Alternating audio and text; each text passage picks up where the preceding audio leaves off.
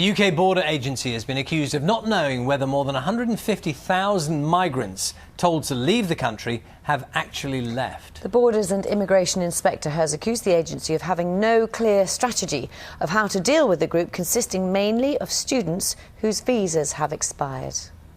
MPs will vote later today on how best to tackle the banking crisis. Labour want a judge-led public inquiry into the rate-fixing scandal, while the Prime Minister prefers a parliamentary investigation. Well, yesterday, of course, the former boss of Barclays faced a 3-hour grilling by MPs on the Treasury Committee. Our political correspondent, Chris, for the moment, thank you.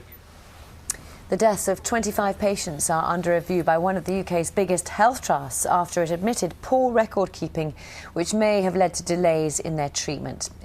Some of the biggest cities in England are being given significant new powers from today in return for promises to bring down youth unemployment and boost economic growth. The so-called city deals give 8 areas outside of London control over billions of pounds of government funding to spend on transport, education and building projects. 12 airlines, including EasyJet and Ryanair, will no longer charge hidden fees for customers paying by debit card. The Consumer Watch... The tallest skyscraper is being officially opened today. And to date with the news time now 10 minutes past 8. Lots of warnings of very heavy rain over the next 24 hours or so. Carol will have all the details for us from Wimbledon a little bit later. Now, the Defence Secretary will explain later how he's going to cut 20,000 troops from the army. Some units will be scrapped, others merged, and it's thought there'll be an increase in the number of deployable reservists. But how will it affect Britain's ability to defend itself? Well, the Labour MP Dan Jarvis... I just want to ask you sort of on a personal note, as a former army officer who served in Afghanistan, for example, how do you feel about potential cuts? I feel very... A salami slicing, they're saying whole regiments won't go. Is that the best way to go about it, do you think? I think... Are you looking at ways to save money? No, I'm not prepared at this point to say what you would do. You said, well, just park it in the long grass, have another review. I'm going down to 82,000.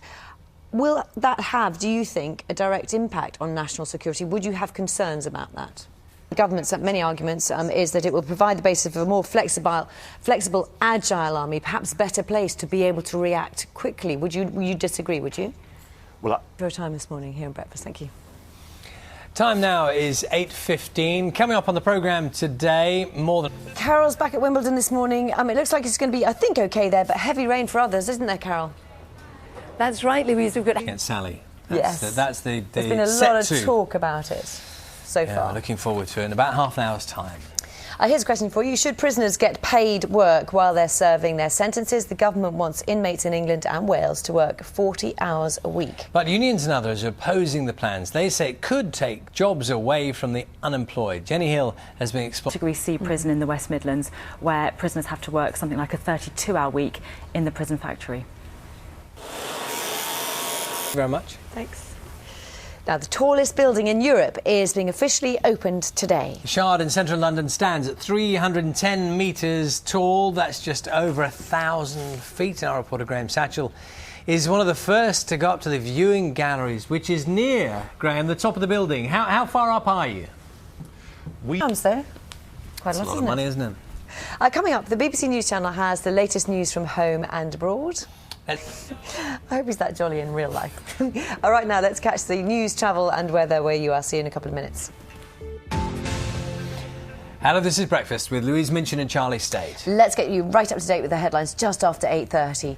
The biggest overhaul of the army in more than a century, including the loss of 20,000 soldiers, will be outlined by the Defence Secretary Philip Hammond today. Ministers say the army will remain right up to date. Time now is 8:34. We've got exciting times coming up. Sally's going to talk about the sport. She's also going to play tennis with Carol in a minute or two. Morning.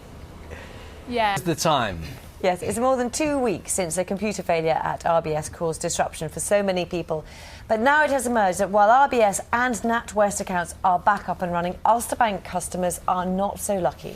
Yes, up to 2 million of their customers might have to wait another fortnight for theirs to be fixed, meaning that wages aren't being paid in. Of course, direct debits aren't going out. Well, Paul Lewis from Radio 4 is causing serious difficulties for people, isn't it? Yes, absolutely. I've never seen anything like it. And RBS and... Like swapping energy supplies, that you in your head you sort of think it's very complicated.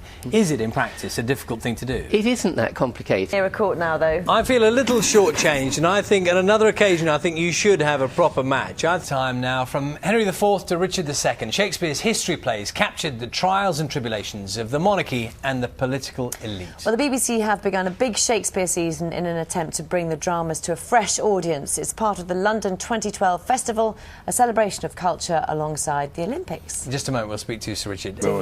What's it been like being involved in this kind of whole series? Has it been exciting? It's thrilling. It's one of the best things. Actors, when you're casting for a major Shakespeare film, in this case, but even on stage, where's your priorities lie? Because there is a temptation now, and it's probably a good thing, to bring in people who are known to an audience. You know, someone who's famous, get them into the role, that draws people in, and that's an obvious way to do it.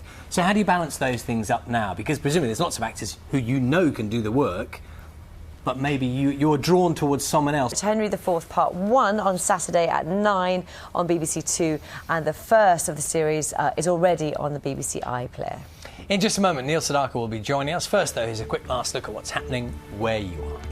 And just you said earlier when you were watching those clips that you never expected to be a singer because piano was your thing, was it? I was a concert pianist. I studied at the Juilliard School in New York. And I'm very excited with the Albert Hall because I'll be debuting my first piano concerto called Manhattan Intermezzo.